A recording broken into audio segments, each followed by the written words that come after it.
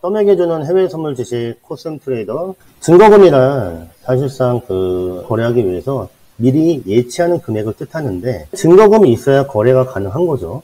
주식에는요, 우리가 주식 종목을 사고 팔고 거래를 이제 시작을 할 때 보통 시드머니라고 하죠. 예수금이라고도 하고요. 근데 해외 선물은 단어가 조금 달라요. 증거금이라고 하는 거예요. 약간의 차이가 있어요. 우리가 해외 선물 투자를 할 때도 내가 지금 갖고 있는 투자금이 얼마냐, 주식도 투자금이 얼마냐, 시드머니하고 똑같은 개념이긴 한데 약간의 차이가 있어요. 주식 같은 경우는 저 예를 들어 볼게요. 내가 시드머니가 1000만 원이 있다. 근데 A라는 종목에다가 500만 원치 매수를, 자, 그럼 남은 사용 가능한 예수금은 500만 원 남겠죠. 자, 증거금은요. 내가 현재 증거금이 1000만 원이 있는데, 예를 들어서 나스닥 100 기준 거래 포지션의 4계약. 4계약이면 제가 쓰는 곳에서는 약 500만 원 정도 돼요. 내가 포지션에 진입해 있다. 비슷한 개념이죠. 주식에서는 내가 500만 원 매수한 A 종목에 대한 시드머니가 당연히 A 가치에 대해서 오를 때도 있고 내려갈 때도 있고 500만 원의 가치가 달라지는 거지만, 내가 A 종목 500만 원 샀으니까 올라가면 600만 원 되는 거고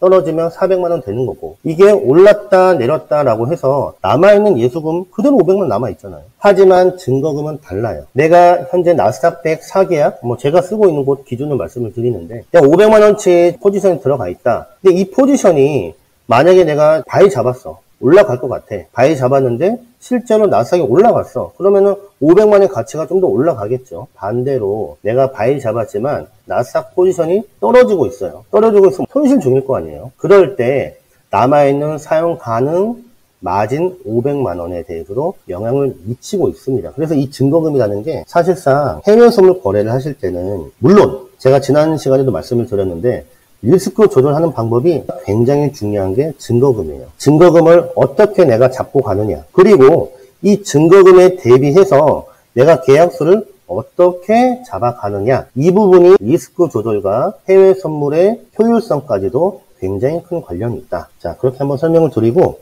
증거금의 종류 볼까요? 위탁 증거금이라는 것도 있고, 초기 증거금, 유지 증거금, 이렇게 나와 있는데, 위탁 증거금은 한마디로 선물 거래하게 되면요, 내가 증권사와 거래소에 미리 맡겨두는 증거금을 뜻합니다. 투자자가 거래를 하다가 손실 입을 수도 있죠. 그럴 때 더 이상 계약을 이행할 수 없는 상황이 발생하게 되면 증권사나 거래소는 이 위탁 증거금을 통해 손실을 많이 하게 되는 거고, 한마디로 위탁 증거금은 증권사나 거래소가 손실 위험으로부터 보호받기 위한 장치다. 네, 이렇게 보시면 되고, 초기 증거금은 투자자가 거래를 스타트하기 위해서 최초로 예치하는 증거금을 뜻하는 거고, 자, 마지막, 유지 증거금이 굉장히 중요한데, 유지 증거금은 내가 지금 포지션 잡았어. 바이든, 셀이든, 상방이든, 하방이든, 양방, 해치든 잡았어요. 근데 이 포지션이 어쨌든 내가 갖고 있는 증거금과 현재 포지셔닝의 수익과 손실에 대비해서 유지가 더 되느냐, 아니면 로스컷이 되느냐, 리스크 조절이 되고 있느냐,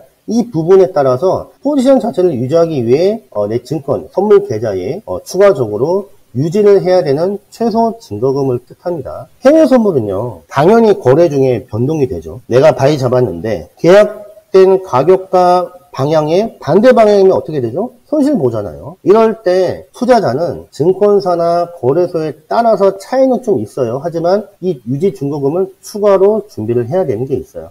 자, 좀 전에도 유지 증거금은 리스크 조절, 해외 선물의 가장 이 부분하고 굉장히 중요한데, 보통 이제 거래소마다 좀 다르긴 해요. 일정 비율 정해진 부분도 있긴 하지만, 투자자가 내가 현재 거래 중에 있는데 계좌 잔고가 이 유지 증거금보다 좀 낮아지게 되면은 증거금을 충당해야 됩니다. 이 부분이 일명 마진 레벨이라고 해요. 내가 쓰는 곳에는 마진 레벨이 10% 미만, 그러니까 80% 되면은 로스컷 발생, 그러니까 마진콜이 발생되던데, 보통 100% 미만 하게 되면은 내가 잡고 있는 포지션이 빨갛게 변해요. 이 빨갛게 변한 게 뭐다? 마진콜이다.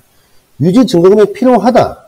즉 유지 증거금은 뭐다? 리스크 조절과 굉장히 깊은 관련성이 있는데,